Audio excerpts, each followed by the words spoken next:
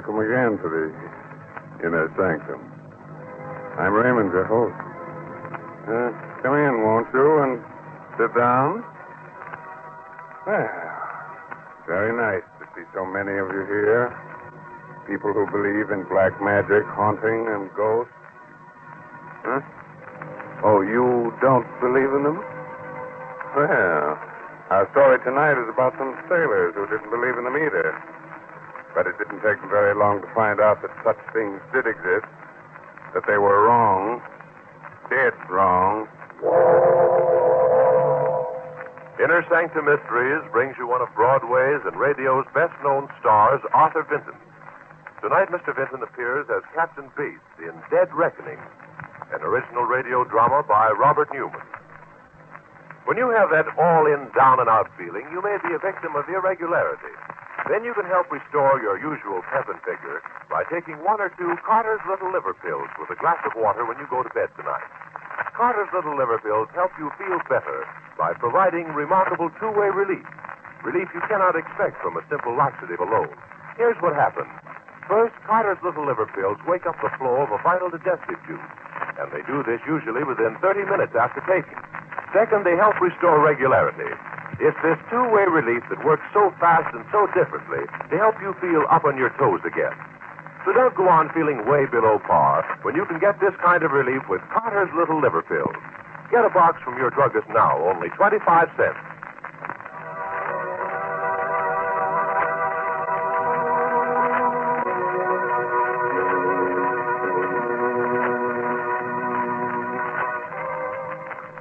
And now I think we're ready. Ready to begin as weird and eerie a tale as ever made a sailor wish he'd never seen salt water. A story of something that came out of the fog to drag men to death in watery graves. So, if your nerves are good and you're not afraid of nightmares, then turn down the lights and listen to Dead Reckoning. The great banks which lie off our eastern seaboard, perilous waters, shrouded throughout most of the year by heavy fog. Slipping through the thick gray pall, this fog-horn wailing like a lost soul, is a small tramp steamer. It is late afternoon. There are 2 men on the bridge. Suddenly, the door of the wheelhouse opens. Afternoon, Mr. Ross. Good afternoon, Captain. Weather still is pretty dirty, eh? It's thicker than ever. You got lookouts posted? Just the 1 man on the bow and 1 aloft. Good. I've been sailing these waters for 20 years, and I'm never really happy till I'm off the bank. I know, sir. Guess it's the fog. Never knowing what's ahead of you. What's likely to come out of it. Something's ahead, sir. Just off the port bow. What? Where? There it is, a schooner. It's almost dead ahead. Put your helm over hard. Hard over it is, sir. He's still coming with... There, we're just clear astern. Another half minute, we'd have cut her in 2. Ahoy, you lubbers! What in thunder's the matter with you? Why aren't you sounding a foghorn? Something does seem to be the matter, sir. There's no one at the wheel. Yes, you're right. No one at the wheel, no one on deck, and... Look there. A distress signal. We'd better look into this. Half speed astern. Half speed astern, sir. Half speed astern. What do you think it is? I don't know. But she looks to me as if she's been abandoned. Maybe you'd better lower a boat, Mr. Ross. There is someone aboard it, sir. Look, just coming up from below. Great Scott, he's dived overboard. He's swimming this way. Up forward, Mr. Ross, and heave him a line. And when you get him on board, bring him up here. Aye, aye.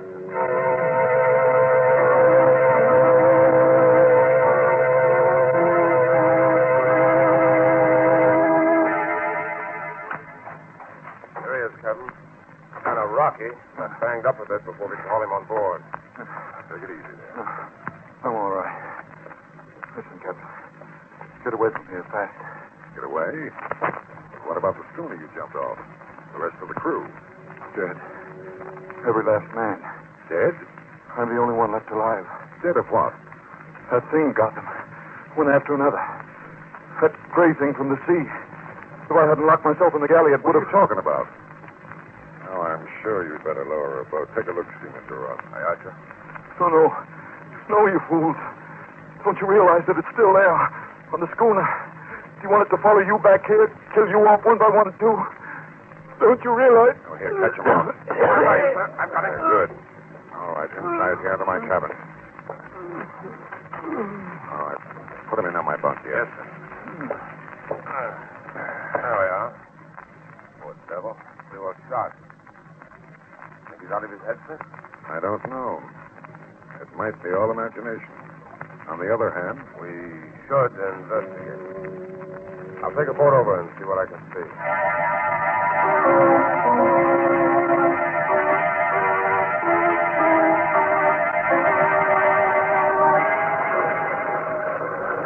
Get boys, man. Let her run. Around the stern. Here's her name, sir. The Sea Spray. Uh-huh. Grab that line. Make it fast, Johnson. Aye, aye, sir. That's the ticket. Now hold it steady, man, while Garson and I climb on board. Huh? You want me to come with you, sir? Two of us will be able to search her that much more quickly. What are you afraid of? And I don't know, sir. I mean, nothing, sir. Come on.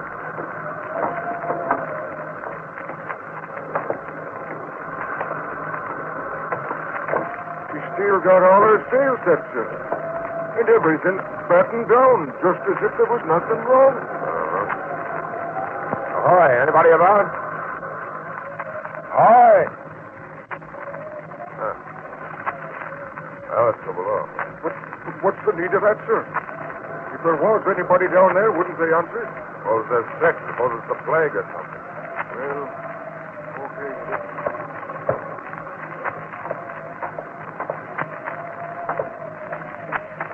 Everything's shipshape down here, too. Clothes, duffel, still under all the bunks. That must be the galley. Take a look in there, Garson. I see. Nothing in here either. Hot still on the stove like the cook had just been fixing supper. Couldn't have been a fire, sir. No sign of it anywhere. Couldn't have been a leak. A crew taking her to the boat because they thought she was sinking. She's not riding as if she was waterlogged. Let's get out of here, sir. What's the hurry? What are you so jumpy about? Jumpy? Who's jumpy? It's just that... Well, suppose I am. A crew don't abandon ship out in the middle of the banks for no reason. No, that's true. They don't. I'd give plenty to know what that reason was. Well, okay, Garson, come on. Let's get back to the ship.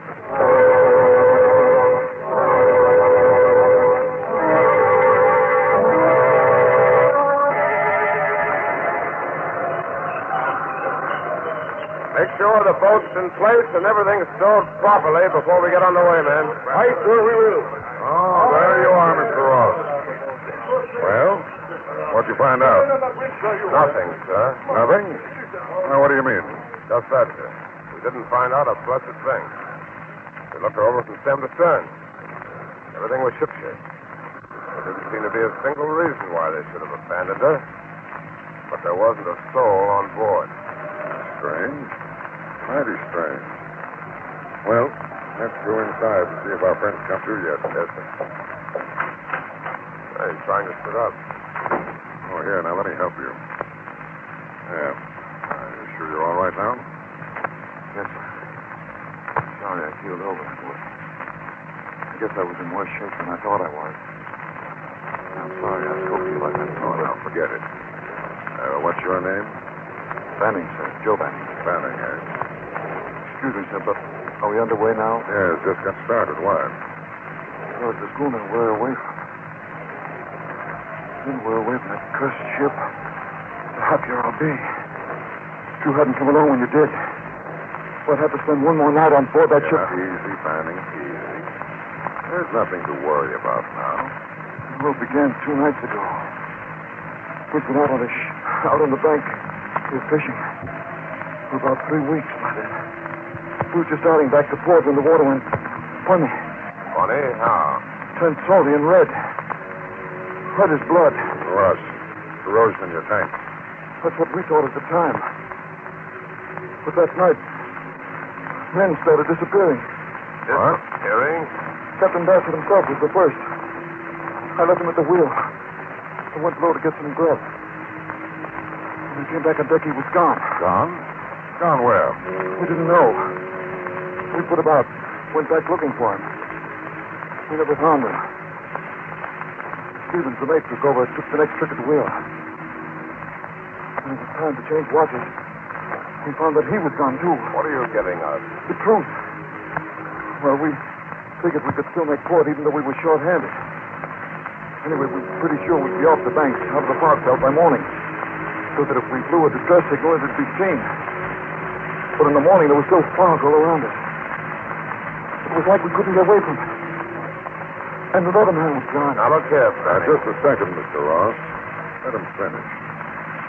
And that's the way it went? One man after another disappearing with no way of telling where they'd gone or what had happened to them? Not exactly, sir. 2 more men went that day.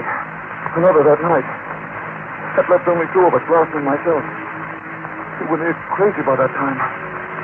Trying to stick together. But we had to have someone at the wheel, and we had to weed.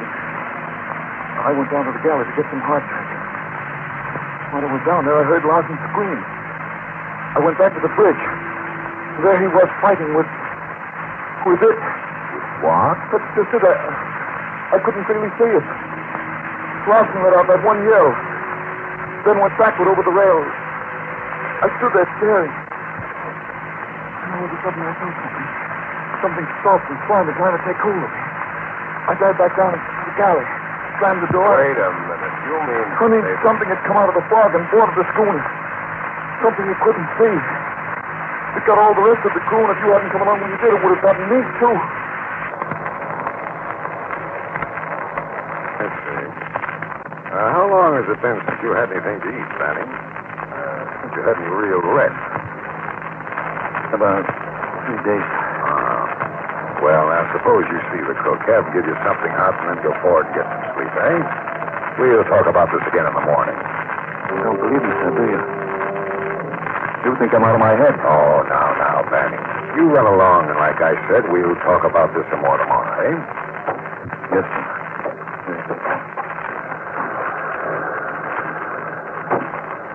You don't believe him, do you, sir? You mean you do? Well, I don't know. But I won't be sorry when we get off the banks out of this fog tomorrow.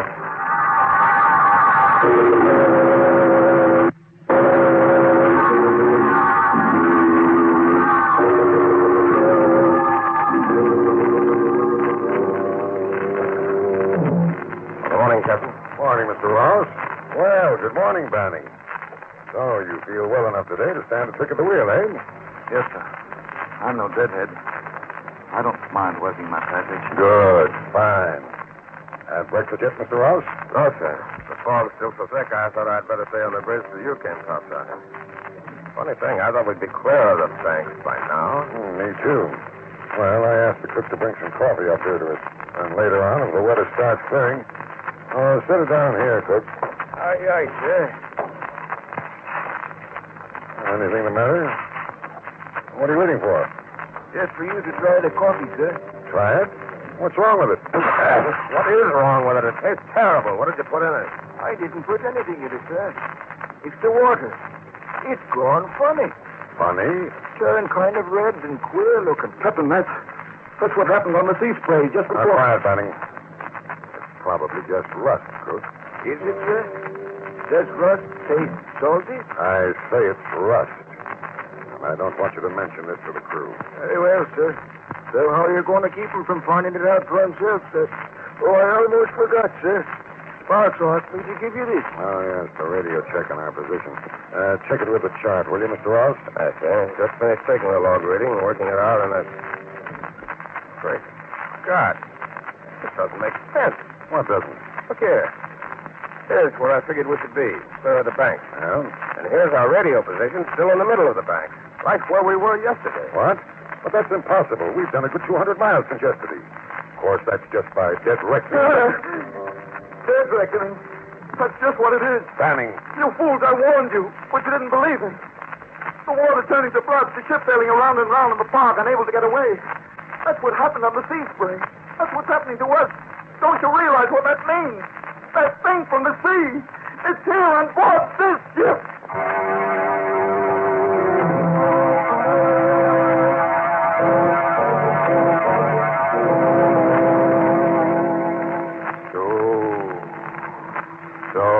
thing from the sea. The thing that can't be seen that came out of the fog and dragged an entire crew to its doom has taken possession of another ship.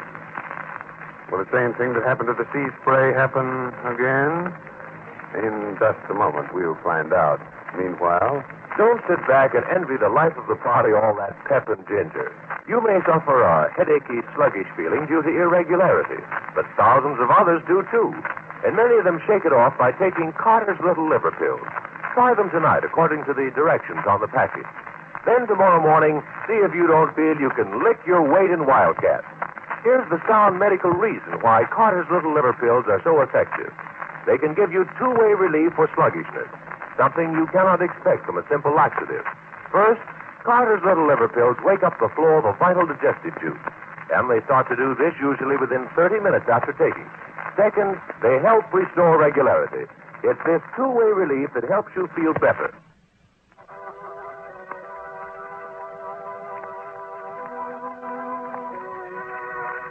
Well, how are you feeling now? Have you had a chance to catch your breath?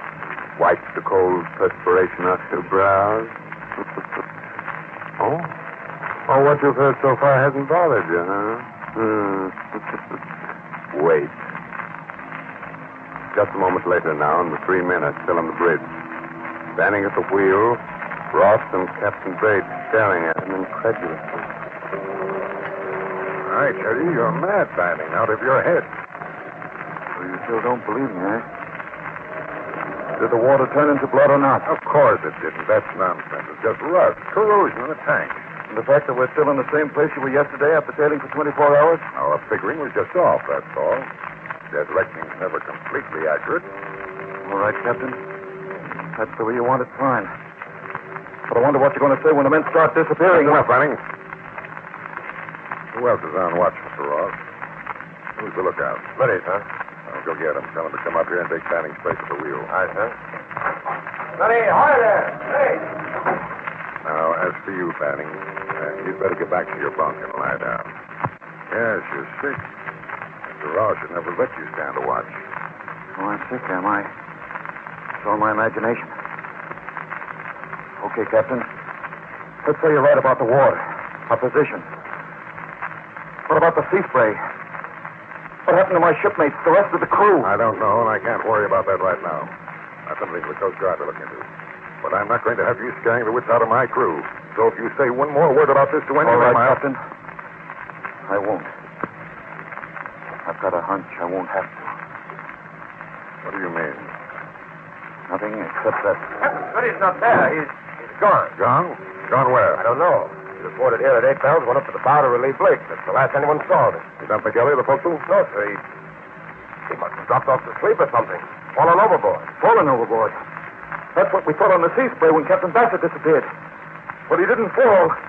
He was dragged overboard by that thing. Will you shut up, Banning? I won't shut up. What can I say to make you believe me? I said it was here on board this ship. And it's going to get the rest of us one by one unless... There's only one thing to do. Take to the boat. Set fire to the ship and abandon it. What? No, I know you're mad. Get up forward and stay there.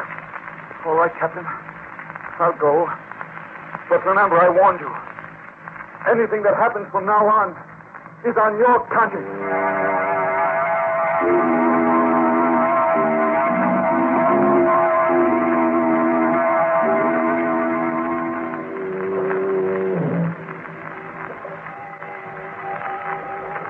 Six bells and all's well. Keep where she goes, Garson. South-southwest. Aye, sir. South-southwest. Blasted fog. Still as thick as ever. That's the ship's length ahead. Oh, sir. Begging your pardon, sir. Yes? Shouldn't we be off the banks out of the fog by now? I know, Garson. We evidently made a mistake in our reckoning. According to the radio compass bearing we got this morning, we're still around the middle of the banks. Won't be clear until tomorrow. I see, sir. Oh, by the way, Garson, what are the men saying about Smitty disappearing that way? Why, nothing, sir. Except... Yes? Well, sir, they can't understand how he could have fallen overboard with the sea so calm. And then there's this here business of the water turning funny. They're feeling kind of jumpy about that, too. Yeah, well, what's that? Looks like a small craft fishing boat. Bessie is off the starboard, sailing parallel to us. A schooner. Who's up at the bows? Look out. Blake, sir. Well, what's the matter with him? Is he asleep? Why didn't he sing out when he saw her? I don't know, sir. Captain Bates. Captain Bates. I thought I told you to stay below, Benny. You did, but that schooner. Do you recognize her? Recognize her? She does look familiar. Great Scott. It's the sea spray. What? Can't be. We left it drifting a good 200 miles from here. You only think you left her. Besides, when we left her yesterday, she was deserted. But now, she just sounded her foghorn. There are men aboard her. You can see them. Yes, men. But what kind of men? Look at them through your glass, Mr. Ross. Just what I'm doing. Oh. Good Lord. Her face. It's all green, bloated, swollen. Why, they look as if they were dead. Look. They are dead. Drowned men come back out of the sea, sailing on and on through the fog, following us and waiting until... One more word out of you, Banning, and I'll put you in irons. Give me that glass, Mr. Ross. Too late, sir. The schooner is gone. Well, come on forward with me and let's see what's wrong with Blake. Yes. I'm coming, too. Me, too. Now, what's that? You're on watch, Johnson. Stay at the wheel. You stay on course. If anything has happened to Blake, I want to know it. And the rest of the crew will want to know it, too. Well, all right, then. Come on. I don't like this, sir. We may be in trouble if Garson won't take orders. Yeah, I have a hunch we're all getting jumping out of hand. It's all right. There's Blake leaning against the rail. Blake? Look again. It's not Blake. It's Smitty. And look at him, sir. He's dead. Springing wet and with seaweed in his hair. He was drowned, but he came back from the sea just like my mates on the sea spray. Blast you, Banning. I warned you, but you wouldn't listen. Now will you abandon ship, take to the boat? Now, I've had enough of this. Enough of you and your warning. Grab him, Carson, Mr. Ross. I won't go through it again. I can't, darling. One man after another go over the side track to his captain. I know you're sooner or later. Darling, no! He went overboard. Why, that's it. If he's rather commit suicide and stay on board this ship, we're not going to stay either. Come on, men. The boat. We're abandoning ship. What? You can't do that. Who's going to stop us? We are. Quick, Mr. Ross. The guns in my cabin. Guns, is it? No, you don't. Stay, men. I'll take bait here. Leave him there in the hatch. If this blasted ship means so much, we'll let him free on it. We'll take him to the boat.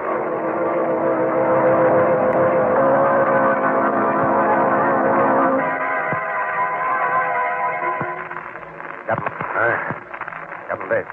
Oh, yeah. Why, what happened? Don't you remember? The man, after Banning jumped overboard, they went crazy. Yes. I remember now. They swarmed all over us. Did they really go? Abandoned ship? Every last man. We're all alone, just the two of us. Help me up, will you, Mr. Ross? I'm still a little shaky. Of course. There you are.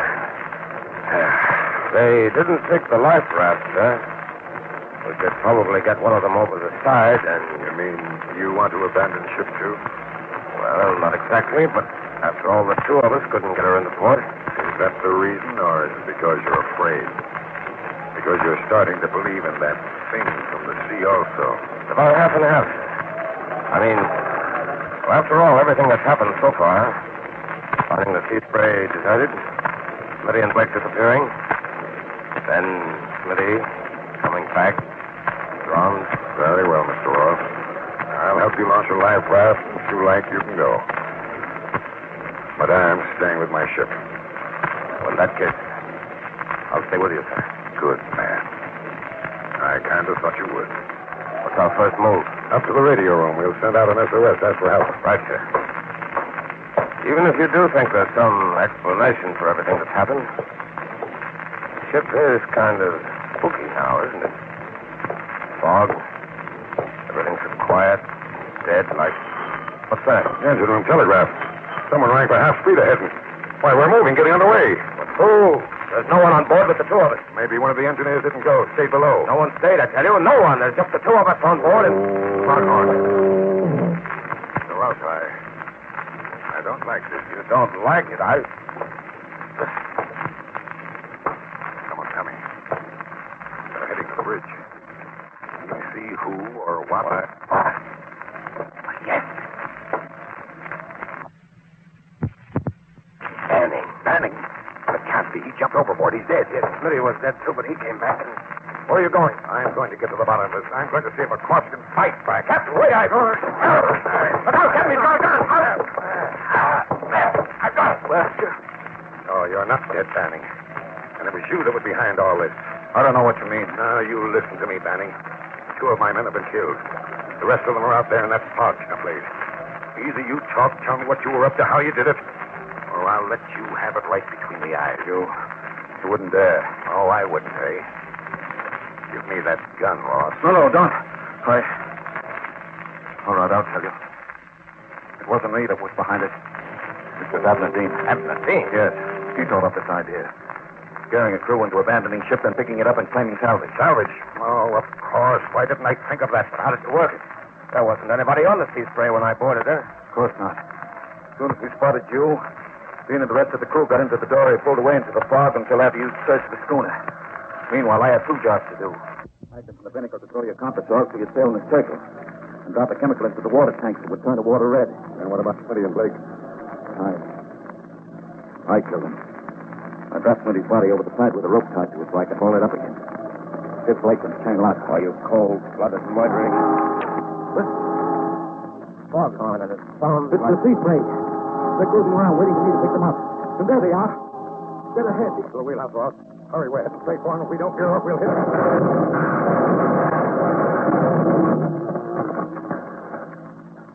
Please, run them down. Do you think? Yes. I'm afraid so, Ben. The propellers must have gotten those that didn't go down with the schooner. But maybe it's better that way. They say that drowning's easier than hanging, as you'll probably find out for yourself.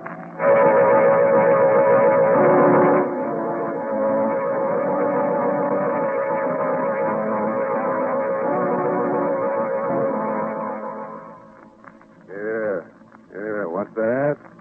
You knew there was no such thing all the time? Of course you did. But just the same, if I were you, I wouldn't try to stand up just yet. With your knees knocking together like that, you might find it a bit difficult, huh? But I do hope you enjoyed tonight's story. Glad to be with us again next week at this same time. And if in the meantime you should happen to take an ocean trip, and if while you're out you should run into heavy weather, and while you're standing alone on the deck at night, something should reach out of the darkness and grab hold of you. But don't worry. It won't be the thing from the sea. It'll just be one of the other passengers trying to find his way to the rail. Oh, yes. If you hadn't done so, be sure to read this month's Inner Sanctum mystery, Footsteps Behind Her, by Mitchell Wilson. Will you wake up tomorrow morning feeling chipper and spry? Or will you crawl out of bed with that sluggish, headachy, what's-the-use feeling due to irregularity? Well, try this. Just before you go to bed tonight, take 1 or 2 Carter's Little Liver Pills with a glass of water. Then see if tomorrow morning isn't rosy and bright. See if your usual pep and cheerfulness aren't back. There's a sound medical reason why Carter's bring you these remarkable results. Carter's Little Liver Pills provide 2-way relief. Relief you cannot expect from a simple laxative alone. First, they wake up the flow of a vital digestive juice. And they start to do this usually within 30 minutes after taking. Second, they help restore regularity. It's this 2-way relief that helps you feel better so fast and so differently.